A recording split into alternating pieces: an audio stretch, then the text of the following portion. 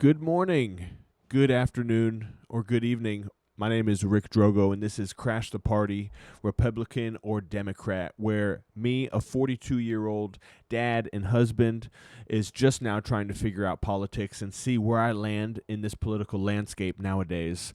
I'm out here really being an American. That's what I'm doing. I'm being America. I am a blue-collar worker who pays his taxes, and I abide by the law. And I've got 4 kids and a wife to take care of. So I do have a dog in this fight. I would like to say I'm unbiased and I have no agenda, but I actually do. It's just not to either party. It is to myself to find out the truth and to see what's really going on and see if I can't decipher what the truth is. They say if you watch the news, you're misinformed. But if you don't watch the news, you're uninformed. So you got to figure out the truth. And that's what we're going to do today. I'm going to do something I haven't done yet, which is we're going to look up the same topic on 2 different news channels, Fox News and CNN, who, from what I understand, is Fox News is more of a right and CNN is more left. So we're going to look up what's going on with the peace talks in the Iran war. And the last time I saw Trump talk about it, he said, it's over. Or he said, we won. We've decimated their navy, their army, their leadership. We've won. So, in my opinion, or from that take alone, we should be done. If we won, he says we did everything he wanted to do. And so let's go ahead and end it. Let's get out of there. Let's come back home. Let's get my diesel prices as far away from $6 as we can, please, because it's a joke. And let's not have any more death. No more war. So with him saying that, I'd like to think it's over, and it's going to be over. The peace talks should be real simple. If America already got everything that they wanted, then that's that, right? Well, let's find out. We're going to watch 2 clips today. This is a news show. It's education. Yeah, sure, entertainment, maybe for you. For me, yeah, I'm being entertained. But, I'm watching the news. I'm watching research. I'm trying to find out the history of America and the current landscape of it. So let's watch the news and see what's going on. So U.S. officials are planning to head to Pakistan for a new round of peace talks, but Iran is reportedly refusing to come to the table. Yeah, this comes as Tehran vows retaliation after the U.S. seized one of their ships on the Strait of Hormuz. Chief Foreign Correspondent Trey Yingst joins us from Tel Aviv with the latest. Trey. Yeah, hey guys, good morning. Overnight, CENTCOM announced that U.S. forces seized an Iranian-flagged cargo ship that was attempting to breach the naval blockade. President Trump announced the seizure on Truth Social, saying the Iranian crew refused to listen, so our Navy ship stopped them right in their tracks by blowing a hole in the engine room. Right now, U.S. Marines have custody of the vessel. The ship remains in U.S. custody. Here's what it sounded like when the guided missile destroyer, USS Spruance, warned the cargo ship before firing. Vessel Tosca, Motor Vessel Tosca, vacate your engine room. Your Grammy is about to get hit by a bazooka. You to disabling fire. It's not funny. At least 24 other vessels were turned around over the weekend, complying with U.S. What are we doing? Why are we firing on ships? Why are we firing on an Iranian ship? That's my question if there's a ceasefire going on right now. Orders. The incident came 24 hours after Iran's IRGC fired on 2 vessels trying to pass through the Strait of Hormuz in violation of the ceasefire. Now the question remains if a broader agreement will be reached this week. The ceasefire is set to expire in less than 48 hours. I spoke with President Trump over the weekend, who told me if the deal isn't done, the deal that we made, then I'm going to take out their bridges and their power plants. He went on. So I have a problem with this. He wants to take them out again. So first of all, I'm anti-war. I don't want war at all, unless there is a real threat, like a current threat. I know from what I understand, the president says that they're trying to get Iranian to build nuclear weapons, which everybody has nuclear weapons, or at least a lot of us do. So, you know, we all got it, bro. But okay, so I'm still learning. So I'm very much I know I'm ignorant, and I'm okay with that. Well, I'm not okay with that. That's why I'm trying to figure it out. But it's okay to not know. And so if that's really important, and I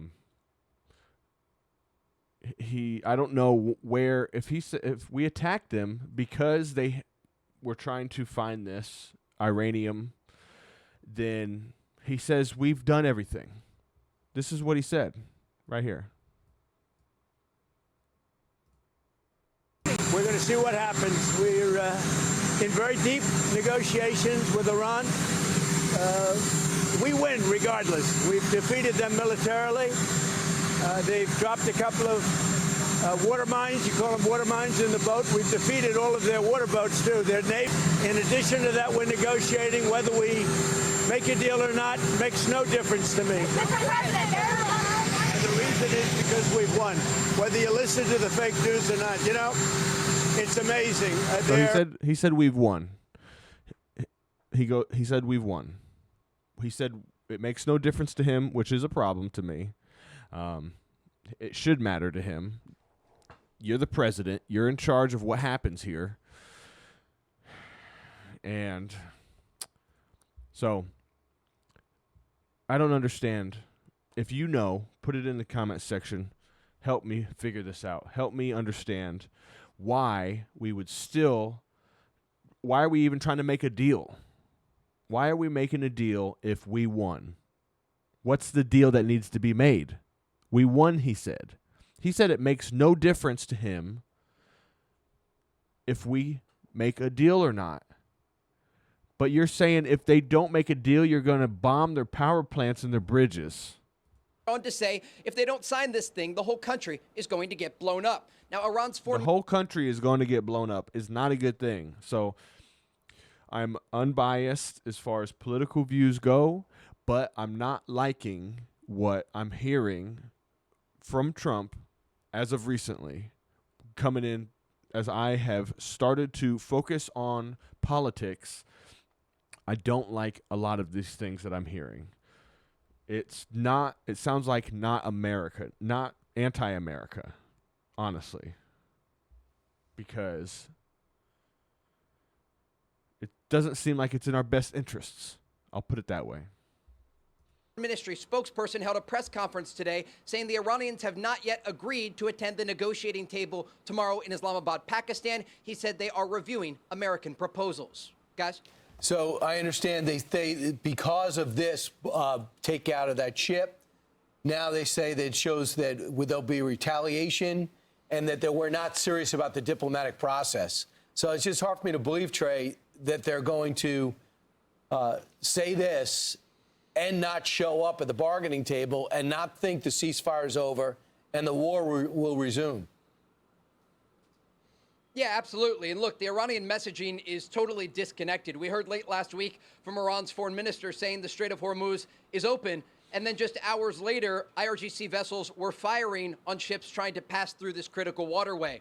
And it gives you a sense of just how disconnected the Iranians are. At the negotiating table, though, we're looking at three separate things. One has to do with the enriched uranium that is buried deep underground. The second has to do with the Strait of Hormuz. And the third with the support of regional proxies like Hamas, the Houthis, and Hezbollah. The Iranians are looking for any excuse to say they won't participate in these talks. But the president has drawn a very strong red line in the sand, saying that if they do not sign on the dotted line, this war is going to resume, and he is going to target this critical infrastructure inside of Iran. So the Iranians have a decision to make right now. Do they attend the peace talks in Islamabad tomorrow and make a good faith deal, or does the war resume? You know, I was reading about how we took over that ship. There were repeated warnings, Trey, as you have said.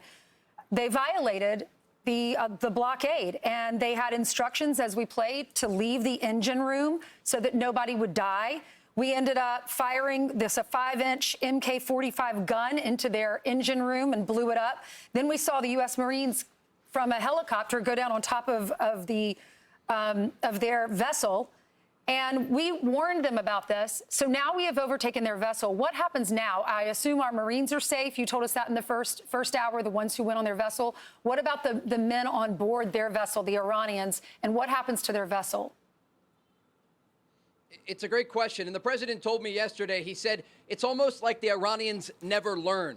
You have the strongest military in the world deployed to the Middle East right now, and the U.S. Navy gave not only this vessel, but a variety of other vessels clear warning not to pass the blockade. This is a very simple blockade. Iranian ports are closed in this area as a result of the Iranian threat against U.S. forces and their inability to keep the Strait of Hormuz open. And so as it relates to this vessel, it will remain in U.S. custody, we are told by U.S. Central Command. But we know up to 24 other vessels over the weekend actually adhered to the U.S. warnings and turned around and went back to port or close to the shoreline. Moving forward, this is going to be a critical area to watch because the Iranians are testing U.S. forces in the region, and they are testing this very fragile ceasefire that is set to expire in less than 2 days. If the war does resume, we can expect more strikes against the IRGC and what is left of their Navy. We know more than 150 Iranian Navy vessels are currently resting at the bottom of the sea as a result of those U.S. and Israeli strikes during Operation Epic Fury. But they still have these smaller vessels that they can use to try to disrupt international shipping. The reality here, the Iranians do not have leverage at the negotiating table. They're trying to project strength, but they are disconnected internally. And their foreign minister and president are saying one thing while IRGC commanders are saying something else. And so these critical hours ahead are going to be important to watch for 2 reasons. 1, to see if they try to cause any additional problems in the Strait of Hormuz, and 2, to see if they actually show up to the negotiating table tomorrow. We know that top U.S. officials will be there in Islamabad waiting to see if the Iranians are willing to sign this deal. And the president was clear, if they do not sign this agreement, he is going to hit their power plants and their bridges. So, Trey, real quickly, the Pakistanis, who the president seems to have some respect for, they've been hosting these negotiations. But I was surprised when I heard that the Pakistani president, as well as one of the generals there, recommended that the president end the blockade. I mean, that's just a non-starter for the president of the United States, but he said he would take it under consideration. The president and top Trump administration. That's good that he takes it under consideration because we want the war to end. So, you know, I know it's hard for me to villainize Iran because I'm new to this, you know. So I've read some stuff leading up to this moment we're at right now where they're saying that Iran can't be trusted, but I don't know that. And so right now, I'm only, I don't want war. So I want Trump to end it. I want him to consider what to do, what they're asking. Officials have praised Pakistan for their role in these negotiations. They understand that at this point, given the fact that so many of these Gulf countries that traditionally are mediators in international conflicts, such as the Qataris, aren't involved in this. And that's because they were taking direct incoming Iranian fire during Operation Epic Fury. And a few weeks ago, the president said he was most surprised by this, the fact that mediators like the Qataris were taking drone and missile fire from the Iranians. So the onus has rested on Pakistan to find a solution here. And you even had officials from Islamabad fly to Tehran late last week to send a direct message in person to the Iranian delegation that this is the last chance. And so the president has praised Pakistan publicly and privately as it relates to their role in these negotiations. And they will be this key intermediary in the hours ahead to try to get the Iranians to the table to see if this deal can move forward. And then we're going to see the price of oil obviously fluctuate, judging by the promise from these meetings. And last thing, how much pressure do you think's on Vice President Vance to produce something? I think the pressure is really on the Iranians. That's the sense that I gather from not only administration officials in Washington, but also from Israeli officials here. They say this rests on Iran to make a decision because the president is once again extending an olive branch, an off-ramp. And he's been quite clear in terms of what happens next if they do not sign on the dotted line. And so the pressure is largely on the Iranians to get their act together, figure out who can actually make the decision to sign this agreement, and admit defeat on the battlefield, that the enriched uranium can never stay in their country, that they can't continue with a nuclear program toward a weapon that could be used against U.S. forces or allies across the Middle East, and stop this destabilizing activity across the region. All right. Thanks, Great Trey. job, Trey. Trey. Be sure to like and subscribe. Seemed pretty straightforward to me. That was Fox News. So now we got CNN. So Fox News, obviously, from what I understand, Republicans should be supporting Trump and what he's doing and the decisions he's making. I didn't feel like there was anything there too out of line, other than the hosts were clearly trying to, like, basically put the blame on the ship for its actions and Iran for, wanting Trump to remove the blockade. So, which I'm not saying they're wrong for it, but they were clearly making a case they're making a case for the Navy, saying, so that we wouldn't feel like they were in the wrong. Which ultimately, I'm not saying is good or bad, but like for where I'm standing, I want to just present the facts and separate the facts from my opinion. I've put my opinion out here a few times during this show, and it's not a fact. It's my opinion, and my opinion, I am open for it to be changed, because all I want is the truth, and that's what I'm going to base my decision off of for what I believe in and what my opinion is.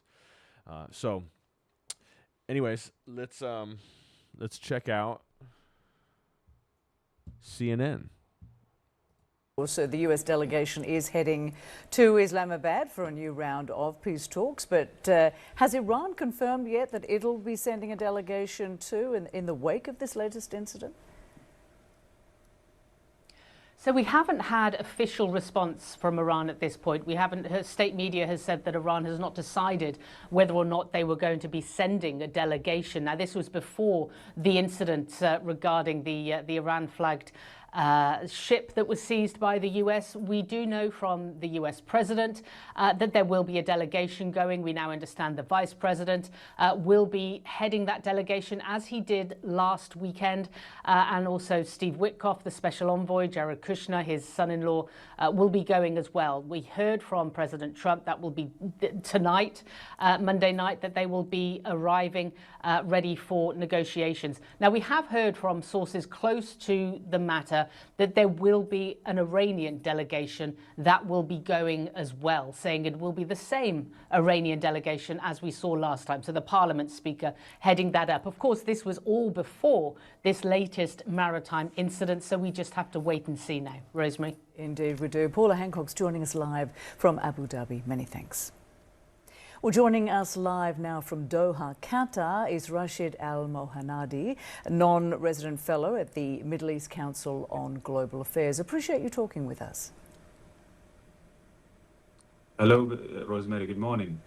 Good to see you. So we know the U.S. delegation is heading to Pakistan for peace talks, but we haven't yet received any confirmation from Iran that a delegation will be going from there. How likely is it, do you think, given the U.S. fired on and seized this Iranian cargo ship? And how do you think this incident will impact those negotiations this week if they do go?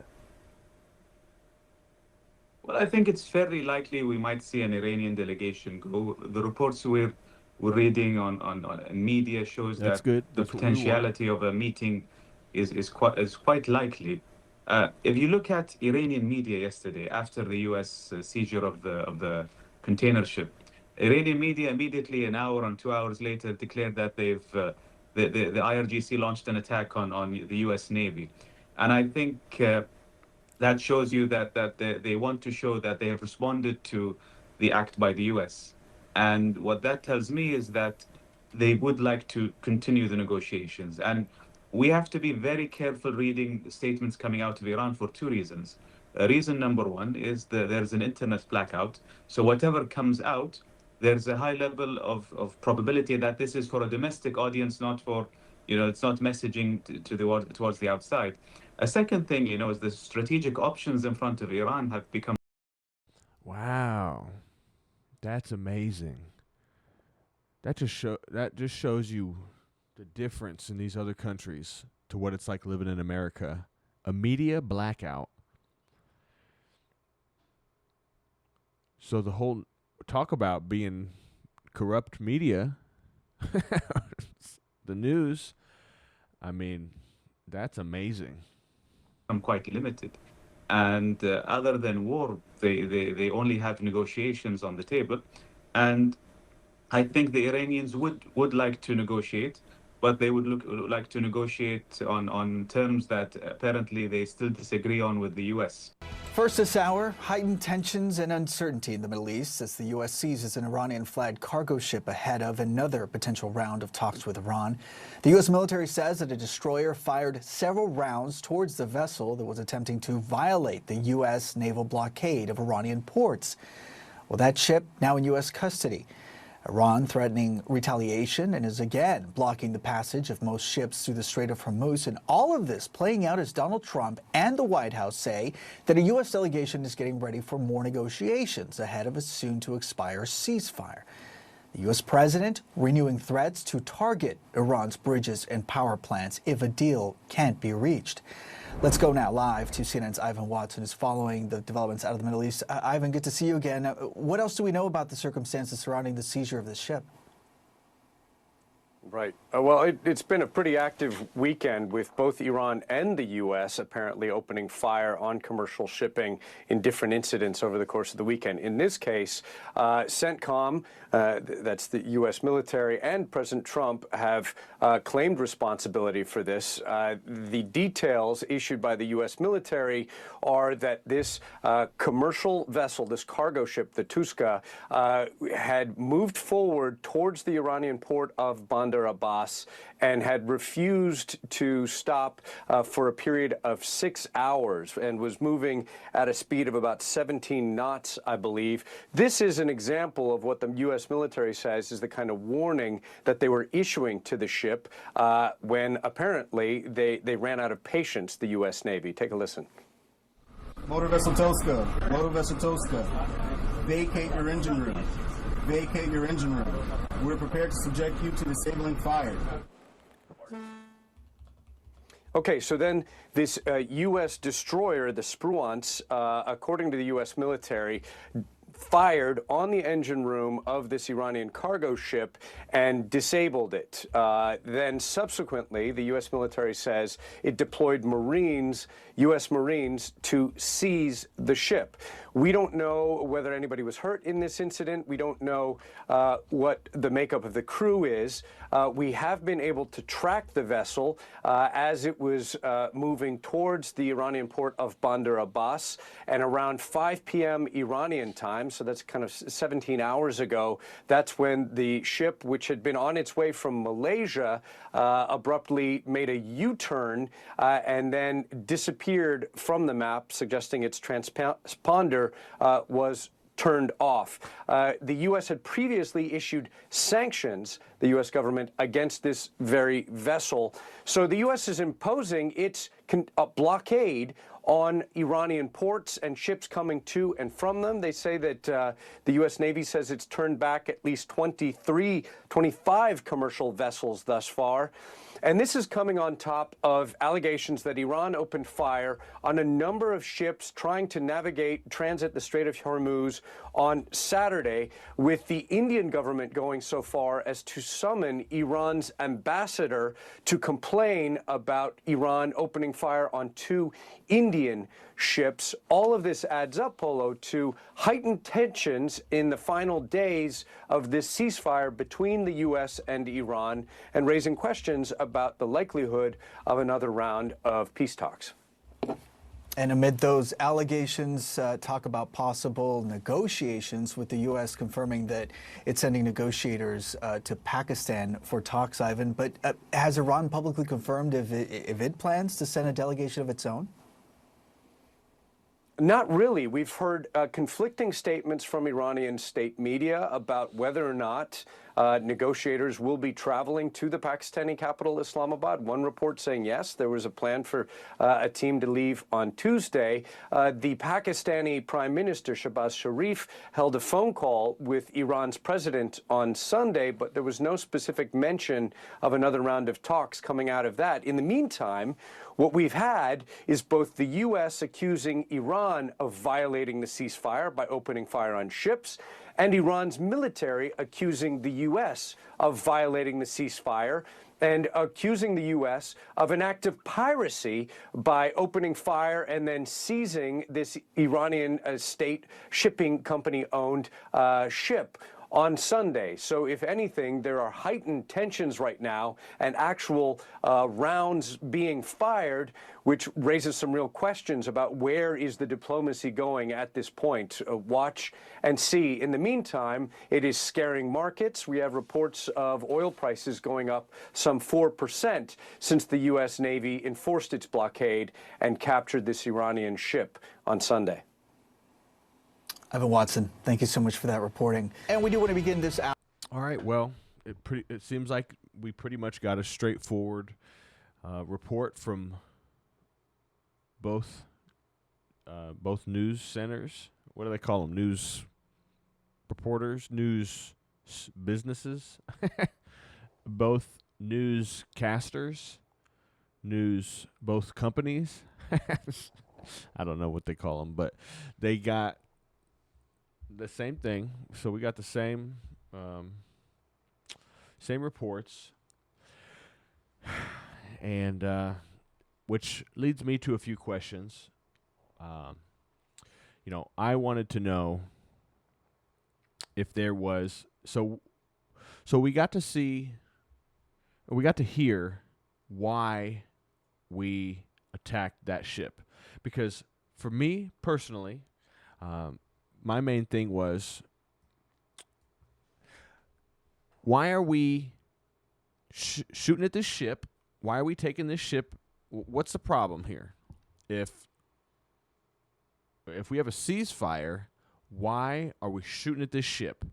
Okay, so I looked up. We have a blockade. We have a blockade there because they shut the Strait of Hormuz back down.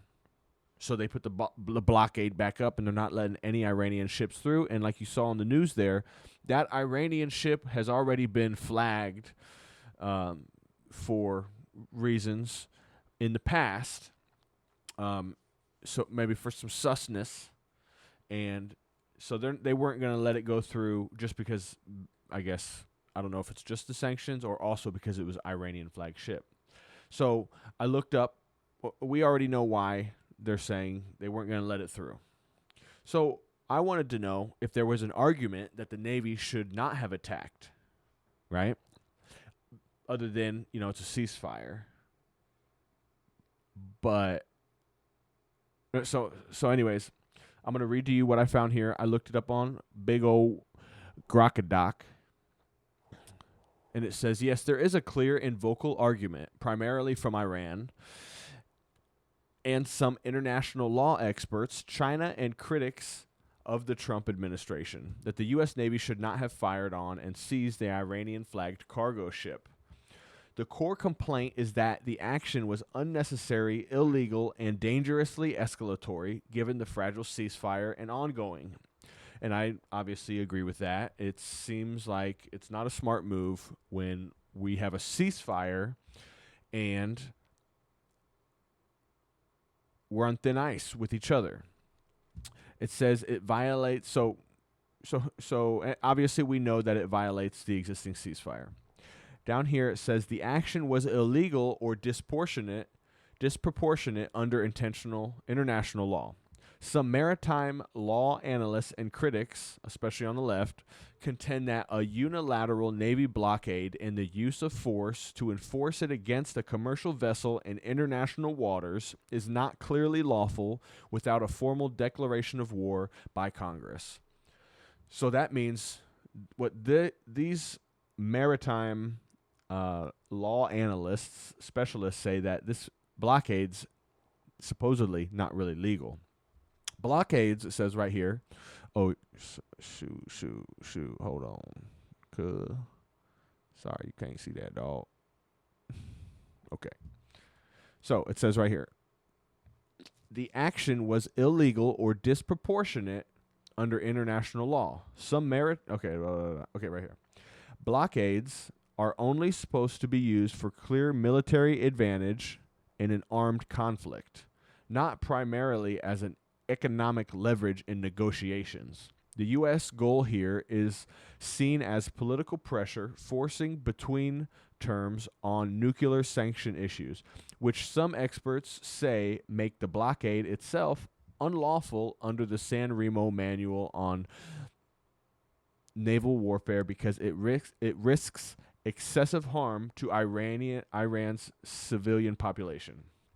And then firing into the cargo ship's engine room, even after warnings, is viewed as disproportionate when the vessel wasn't armed or posing an immediate threat to the U.S. All right, so Iran and critics call it maritime highway robbery or armed piracy in what they consider international waters. All right. So that all makes sense to me. And I'm not a specialist on all of it. So I'm going to stay neutral in the fact that, I don't know everything. But to me, my initial thoughts about this whole thing were we shouldn't be firing on that ship. Okay, the ship wasn't, from what I understand, threatening us in any way. It was trying to get through, supposedly, a blockade.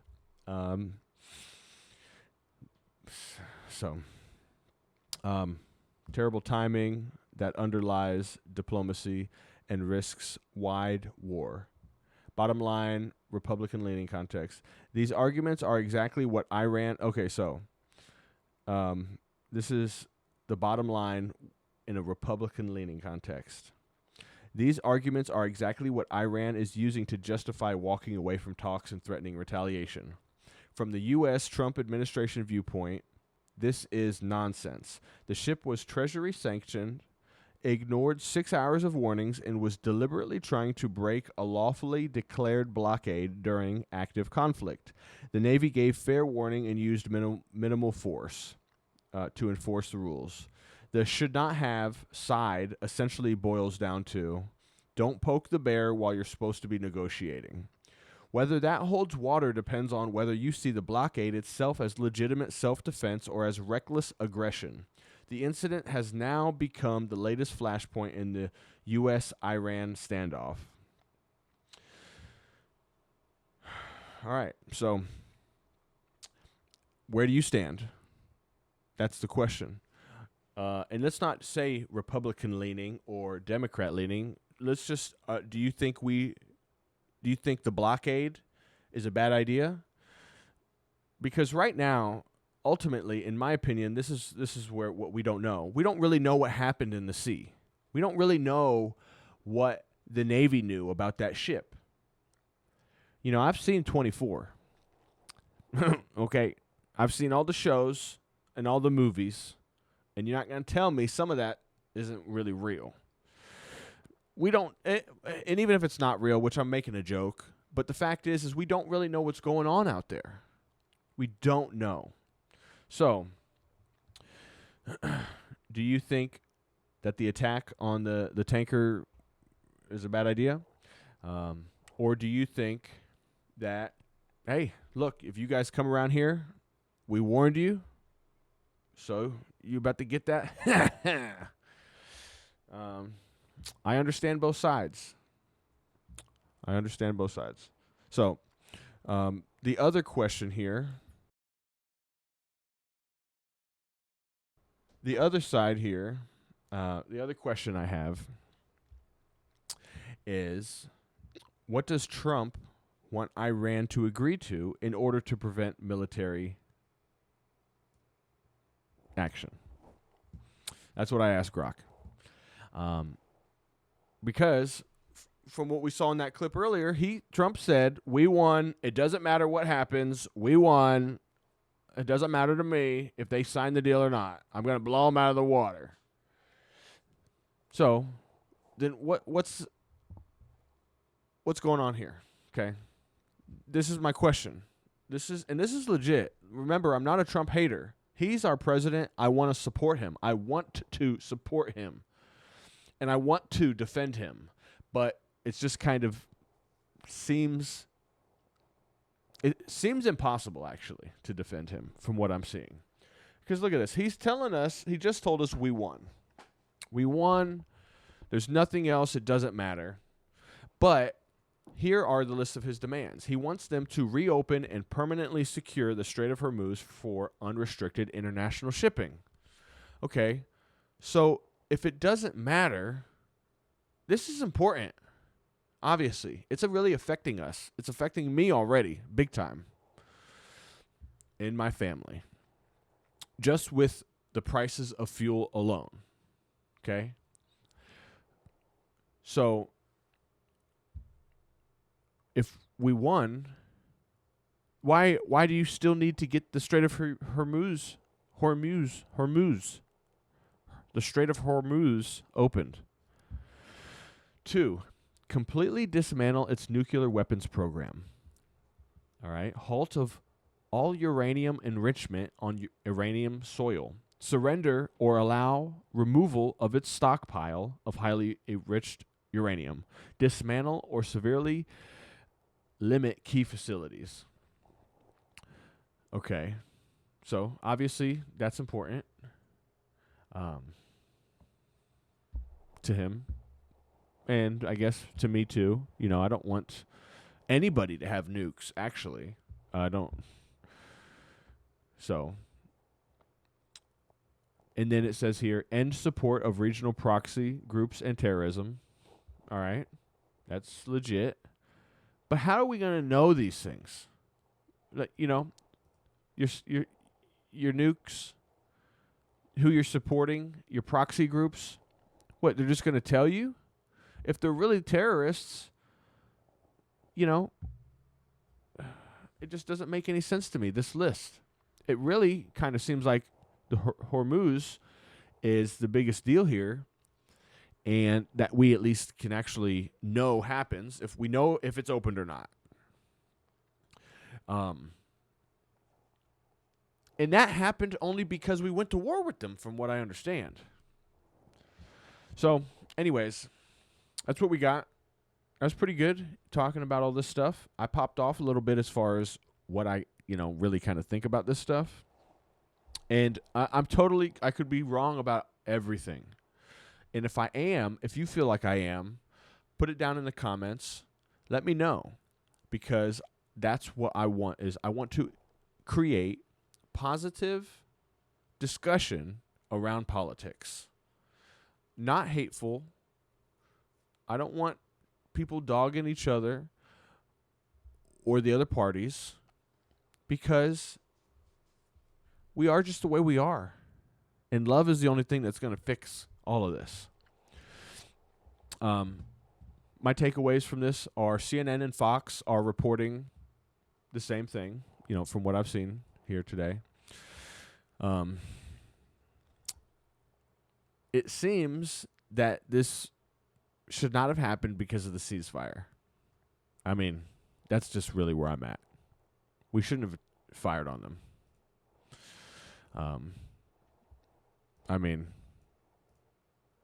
Ceasefire. And they weren't firing at us. And it was 6 hours. They said they ran out of patience. It was 6 hours standstill. Aren't you just out at sea anyways? You're out at sea. Like, they're out at sea. Keep an eye on them. I know, I get it. That's probably really tense, but, that's what you're doing there. So, yeah, I get it that it was 6 hours, but should they have let it played out any longer? Have you been in the Navy? Do you know about this kind of a situation? Let me know. And supposedly, it says that the blockades are only supposed to be used for clear military advantage in an armed conflict. So, that's a lot of good information. I'm really learning a lot. Really, right now, none of this has to do with Republican or Democrat. Specifically, I mean, it does. But what I'm doing right now is I feel like I'm breaking it down to each decision, each thing that's happening. Where do you stand on it? I don't care if you're a Republican or Democrat. I want to know what you think about each thing. And then you can tell me if you're a Republican or Democrat, because I am interested in what the values of each party are. So, and I'm here to crash the party. All right. I shouldn't have made that noise, but I did.